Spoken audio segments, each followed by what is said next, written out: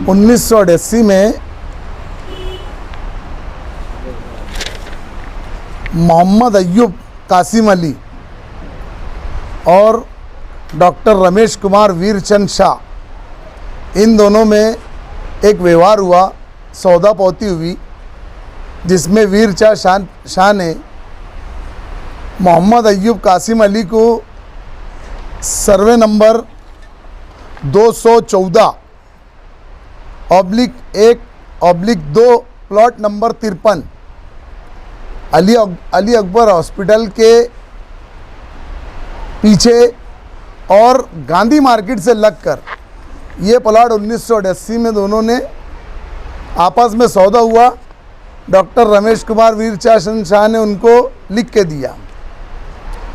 कुछ अरसे के बाद इनमें कुछ भी मामला पैदा हुआ, डिस्प्यूट पैदा होने की वजह से ये मामला कोर्ट में चले गया।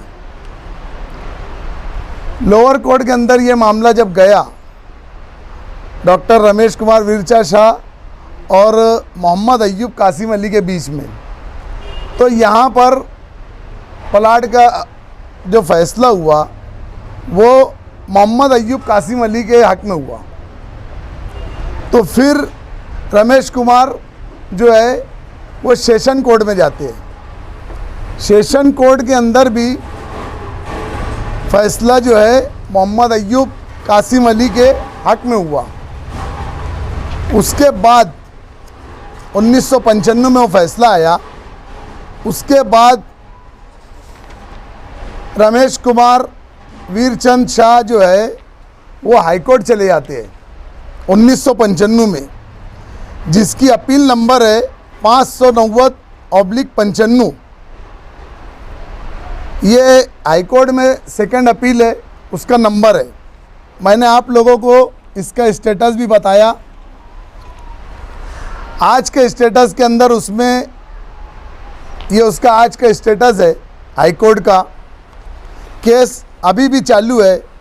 उसमें जो कि रमेश कुमार वीरचंद शाह और शरद कुमार वीरचंद शाह, सिद्धार्थ कुमार रमेश कुमार शाह, ऐसे रमेश कुमार वीरचंद शाह, इनके अगेंस्ट में मोहम्मद अय्यूब कासिम अली जो जिनका इंतकाल हो गया, इनके वारस है मोहम्मद यूसुफ मोहम्मद अय्यूब, शाहिदा मोहम्मद अय्यूब, अनवरी मोहम्मद अय्यूब, आयशा मोहम्मद अय्यूब, अरफात अंजुम मोहम्मद यूसुफ, नवेद अंजुम मोहम्मद यूसुफ, सिद्रा मोहम्मद यूसुफ, नज़ीर अहमद बुद्दू, अब्दुल रहमान मोहम्मद यूसुफ।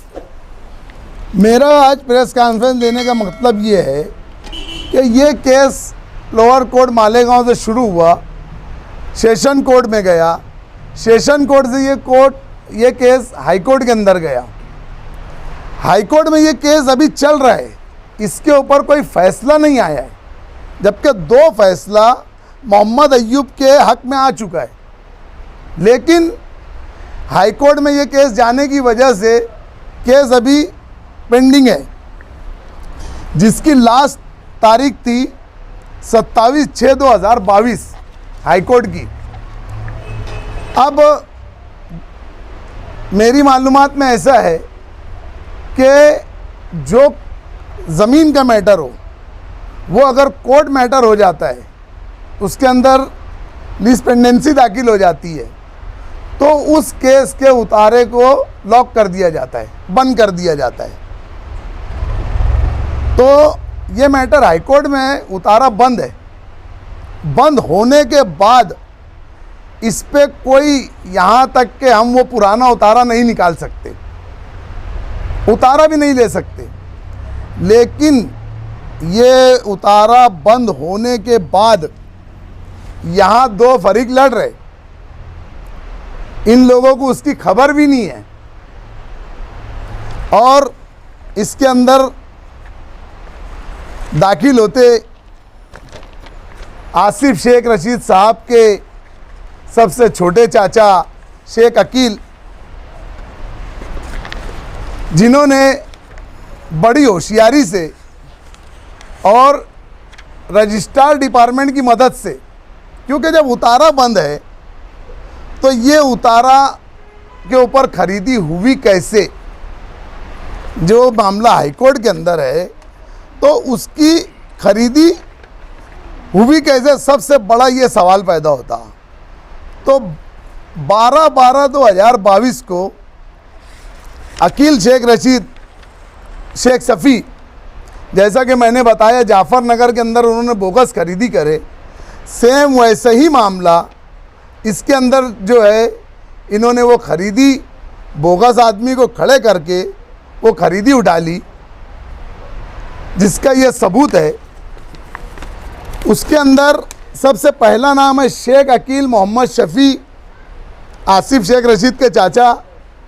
दूसरा नाम है शेख रिजवान शेख रशीद, आसिफ शेख रशीद के सबसे छोटे भाई। तीसरा नाम है शेख इब्राहिम शेख जलील, आसिफ शेख रशीद के चचेरे भाई। चौथा नाम है शेख इस्माइल शेख अकील, ये अकील शेख सफ़ी के लड़के हैं। तो ये लोग इसी तरीके से गरीब गुरबाओं के मामलात को केस होने के बावजूद, जिन्होंने कंटेम ऑफ कोर्ट हुआ है, ये खरीदी बोगस खरीदी हुई है, ऐसे इनके मामलात है, एक के बाद। अभी जाफ़र नगर का जो मामला है, उसके बाद ये दूसरा उनका मामला सामने आया। मेरे पास बहुत सारे उनके मामलात है, ये मैं अभी भी जो बता रहा हूँ सबूतों के साथ बता रहा हूँ, कोई 2 नंबर यानी कोई बोगस बात नहीं कर रहा हूँ। हाई कोर्ट के अंदर केस चालू होने के बावजूद ये खरीदी कैसे हुई, इसके अंदर रजिस्ट्रार ऑफिस भी मुलविस है, रजिस्ट्रार ऑफिस के कुछ लोग इसके अंदर मुलविस है, और इनका एक बहुत करीबी आदमी है स्टैम्प वेंडर, जो इन लोगों को बोगस आदमी के आधार कार्ड बना के देता है, पैन कार्ड बना के देता है। जैसे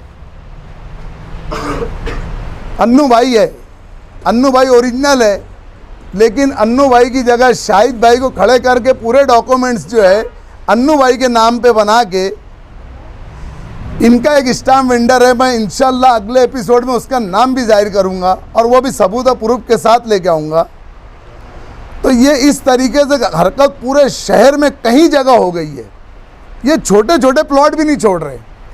आज इस आदमी का इंतकाल हो गया, मोहम्मद अय्यूब कासिम अली का, इन्होंने अपनी ज़िंदगी के 20-25 साल लगा दिए, उसके बाद उनकी औलाद आज केस लड़ रही है, उनकी जमा पूंजी उसमें खर्च हो गई है, लेकिन इन लोगों को किसी चीज़ का एहसास, किसी का दर्द नहीं होता।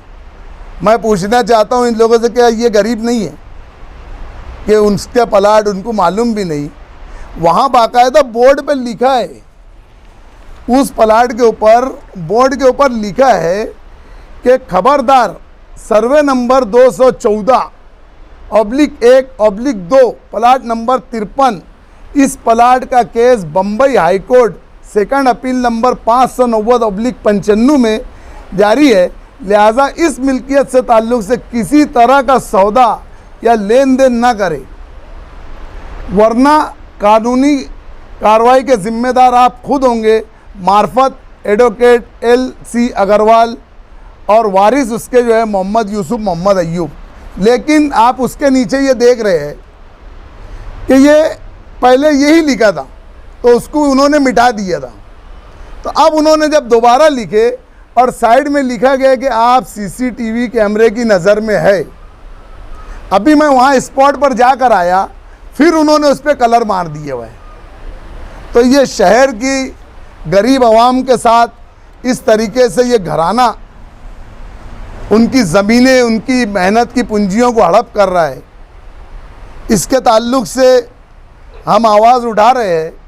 और जो पहला मामला मैंने जाफ़र नगर का जो बोला था कि यार उसमें हम 420 का गुना दाखिल करेंगे इसका, तो उसके अंदर पहले से ही बबलू पवार, रानार बागवान गली नंबर नहीं दिया मालेगांव, इन्होंने पुलिस कंप्लेंट की, लेकिन किसी दबाव की वजह से पुलिस कंप्लेंट नहीं हुई और वो केस चला गया कोर्ट के अंदर। कोर्ट में 156(3) से उन्होंने ऑर्डर लिए प्राइवेट केस दाखिल करने के लिए, जिसकी ऑर्डर हुई है कि उसमें ऐसा बताया गया है कि मेरे जो फिरियादी ने ये बोला है कि मेरे दादा, मेरे अजोबा प्रताप राव पुंजाराव पवार 21 सितंबर 1971 में मैयत हो गई। जब वो 1971 में उनका इंतकाल हो गया जाफर नगर के अंदर, तो फिर वो पिछले महीने कैसे के वहाँ आकर उन्होंने खरीदी दे दी है। तो उसी की कड़ी ये दूसरा एपिसोड भी है, तीसरा एपिसोड में भी यही है कि बोगस आदमी खड़े करके खरीदी ले रहे हैं। और ऐसे इनके कई मामलात है, अनगिनत मामलात है जो हमारे पास मौजूद हो गए, आ गए। हम धीरे धीरे एक एक कर अवाम के सामने लेकर आएंगे। आज प्रेस कॉन्फ्रेंस लेने का हमारा यही मकसद था।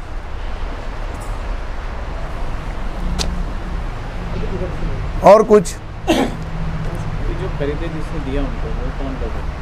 वो बोगस आदमी उन्होंने खड़े करके उसी उतारे में का एक नाम लाए और बोगस आदमी खड़े करके उसकी भी खरीदी कर ली है। वो आदमी भी बोगस है जिसने खरीदी दे के गया। मैं बता रहा हूँ ना कि ऐसा आदमी उनका मौजूद है, स्टैम्प वेंडर, जो बोगस आधार कार्ड बना के देता, बोगस पैन कार्ड बना के देता और किसी भी आदमी की जगह किसी को भी खड़े कर देता। ये ज़मीन आज जो है गांधी मार्केट से पीछे और अली अकबर, गांधी मार्केट से लग के और अली अकबर हॉस्पिटल के पीछे है ये ज़मीन। ये इसी तरीके से सारे कामकाज कर रहे हैं। अभी मैंने देखा कि आसिफ शेख रशीद साहब कब्रस्तान के ताल्लुक़ से कुल जमाती तंजीम और तमाम मिली अदारे, मिली तंजीमों के पास गए, रुजू हुए, कब्रस्तान बनना चाहिए। तो मैं तो सबसे पहले बोलूँगा, काबे किस मुंह से जाओगे गालिब, तुमको शर्म मगर क्यों नहीं आती। ये लगाए भी दीदिया बुझाए भी दीदिया वाला काम करके, इससे पहले भी ईदगाह का मामला आया, सब उठे, उलमाए कराम उठे, तो ये जमीयत में पहुँच कर बोल देते हैं जाने दो, वो जो ठहराव हुआ उसको जाने दो, मैं तुमको बैक डेट में दूसरा ठहराव करके दे देता हूँ। जमीयत को दिलासा दे के खामोश कर दिया गया। उसके बाद अभी ये फिर उनको गुमराह कर रहे हैं। तो मैं आसिफ शेख रशीद को ये बोलता हूँ, पहले तो 3 एकड़ थी, अब वो बढ़ते जा रही है, वो ज़मीन बढ़ते जा रही है। तो मैं आसिफ शेख रशीद को यहाँ से बोलता हूँ कि भैया आप बहुत बुद्धिमान हो, ज़रा और अच्छी से स्टडी कर लो। और तुमने जिस तरीके से छाले बता के गैर सियासी अपनी वोट हासिल करे, गैर सियासी प्रोग्राम फेस्टिवल का लगाए और अपनी तकरीरें और अपने ताल्लुक़ से सवालात करवाए, ये गैर सियासी का ढिंडोरा पीट के जो अभी उलमाए कराम के पास गए, उन लोगों को भी ये दिशा भूल करने के लिए गए। अब इन पे मुसीबत आ रही है तो ये शहर के ज़िम्मेदारान के पास दौड़ रहे हैं। तो मैं इनसे ये कहूँगा कि आप अच्छी तरीके से आसिफ शेख रशीद उसके अंदर पूरी मालूमात सब ले लो, क्योंकि अगर वो बोलेंगे ना, मेरे पास चौथा एपिसोड तो दूसरा है, लेकिन अगर वो बोलते हैं तो फिर मैं चौथा एपिसोड जो है सिर्फ कब्रस्तान के नाम पर, और उसमें इन्होंने क्या काले जाले करे, इन्होंने उस कब्रस्तान की ज़मीन को लेकर, मैं तो अब मेरा तो कोई संबंध नहीं था, लेकिन कब्रस्तान का इशू होने के बाद जब मैंने उसके पेपर छानना शुरू किया तो उस पेपरों के अंदर मेरे हाथ में ऐसी चीज़ लगी है ना कि इनके पूरे मामला वहाँ आवाम के सामने लेके आऊँगा। तो मेरी अपील है कब्र अपने कुल जमाती तंजीम से, मिली अदारों से, मिली तंजीमों से कि आप बिल्कुल उस कब्रस्तान की हिमायत में आगे आइए और हमें भी बुलाइए, और आसिफ शेख रशीद को भी बोलिए कि आप जाफ़र नगर का भी मसला हल कर रही है। जाफ़र नगर के उलमा, हमारे उलमा कौंसिल से ये गुजारिश है कि ये पहले उनसे ये बोले कि जाफ़र नगर का मामला भी तुमको हल करना है, जो कि तुमने बोगस खरीदी ले ली है। तो वहाँ कब्रस्तान बनना चाहिए, बिल्कुल बनना चाहिए। हर हाल में जिस तरीके से भी, अब ये पहले ही बोल दे रहे कि 2000 रुपये स्क्वायर फीट की ज़मीन है, उसको 200 रुपये में देंगे। यानी ये तो ज़मीन मालक को हमवार कर रहे कि डरा रहे। 2000 स्क्वायर फीट की ज़मीन 200 रुपये में लेंगे, ये कम से कम इन्होंने यहाँ सियासत नहीं करना चाहिए। मेरा इतना ही बोलना रहेगा उस मामले में कि ये वहाँ भी बहुत ज़्यादा सियासत कर रहे हैं, लेकिन इन्होंने और अच्छी से, मैं अगले एपिसोड तक के टाइम दे रहा हूँ उनको कि उन्होंने और अच्छी से तो वो कर लेना, पेपर छान लेना, कब्रस्तान कर लेना। तो अब कब्रस्तान पे ही मैं बैठने वाला है अगली बार। वो कब्रस्तान अभी तक क्यों नहीं लिया गया, कैसे हुआ, क्या हुआ, उसके पूरे मामला अगली टाइम इंशाअल्लाह मैं पेपर के साथ बैठूंगा। बस नई बात थी।